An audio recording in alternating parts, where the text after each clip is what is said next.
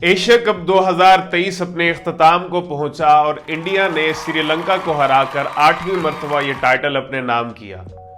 क्या आपने Asia cup के मैचेस देखते हुए कभी ये गौर किया कि एशिया कप 2023 को सुपर 11 एशिया कप 2023 क्यों कहा गया? हालांकि इसमें खेलने वाली टीम्स की तादाद सिर्फ और सिर्फ 6 थी।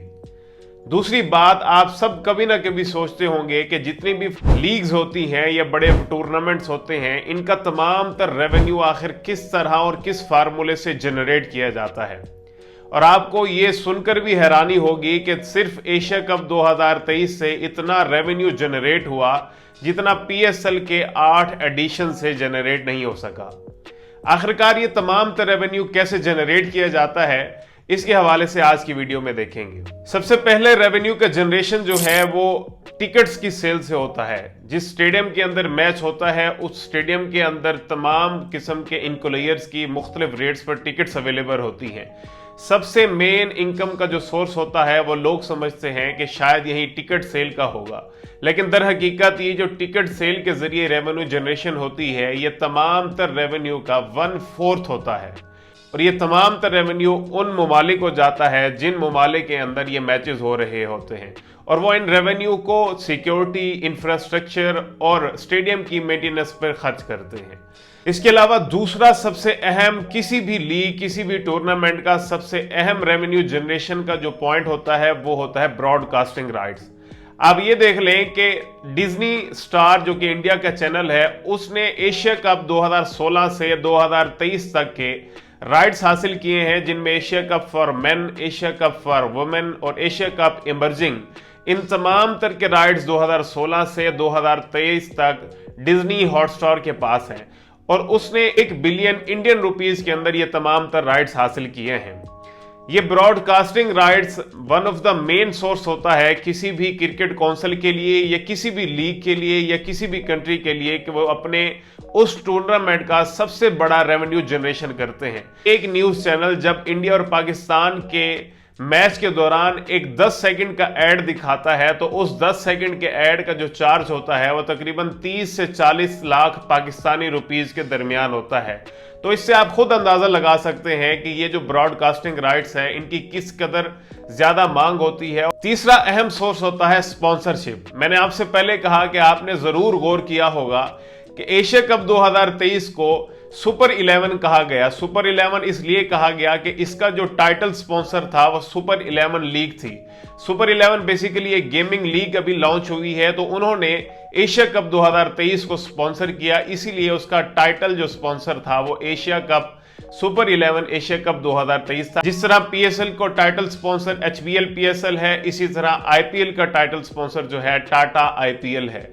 इसके अलावा तमाम ममालिक की टीम जो इस टूर्नामेंट में हिस्सा लेती हैं, जिनमें श्रीलंका, नेपाल, अफगानिस्तान, बांग्लादेश, इंडिया और पाकिस्तान, तो यहाँ के बड़े बड़े स्पॉन्सर इन टीम्स को स्पॉन्सर करते हैं, चैनल्स को स्पॉन्सर करते हैं, और ये one of the main source of revenue generation होता है इन तमाम तर क्रिकेट टूर्नामेंट्स का। चौथे नंबर पे आ जाता है कि हर टीम इनफरादी तौर पर अपने स्पॉन्सर रखती है। जिस तरह पाकिस्तान की जर्सी के ऊपर आपने अक्सर देखा होगा कि हर वक्त पेप्सी का लोगो होता है और इसके साथ साथ इजी पैसा का लोगो होता है। एक मीडिया रिपोर्ट के मुताबिक पेप्सी हर साल पाकिस्तान क्रिकेट बोर्ड को 200 मिलियन पाकिस्तानी रुपीस पे करता है, सिर्फ इसलिए कि उसका लोगो पाकिस्तान की जर्सी पर होगा। और इसी तरह से Parkway city, cool and cool, easy पैसा और दीगर स्पॉन्सर जो पाकिस्तान की जर्सी पर आप देखते हैं, ये इतनी ही बड़ी अमाउंट पाकिस्तान क्रिकेट बोर्ड को पे करते हैं, और ये one of the main source of revenue generation होता है इन तमाम तर क्रिकेट बोर्ड्स और क्रिकेट टीम्स के लिए।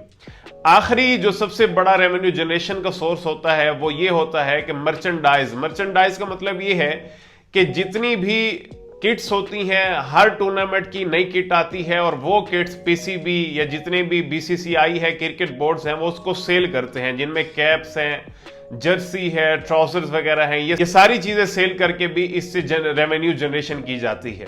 अब पांचवी बात ये कि जिस मुल्क के अंदर ये सारा टूर्नामेंट हो रहा होता है तो उसको क्या फायदा होता है।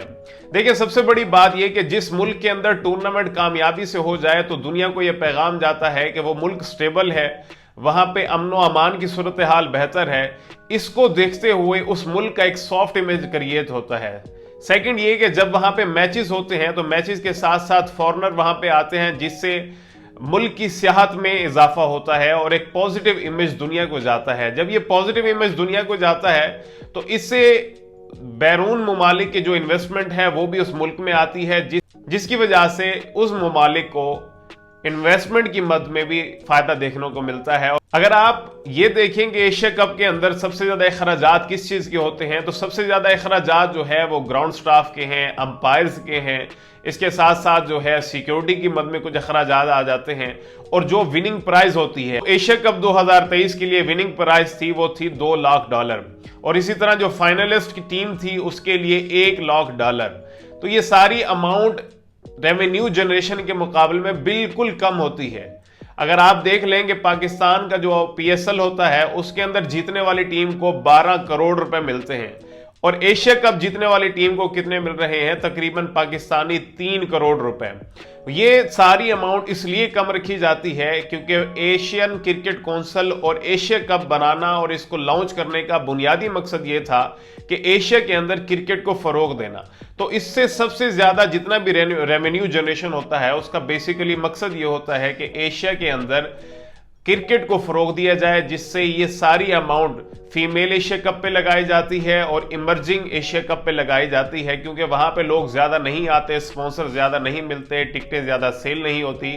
इसीलिए इसका रेवेन्यू का सबसे बड़ा हिस्सा एशिया के अंदर क्रिकेट की जनरेशन और क्रिकेट को फरोग देने के लिए इस्तेमाल होता है।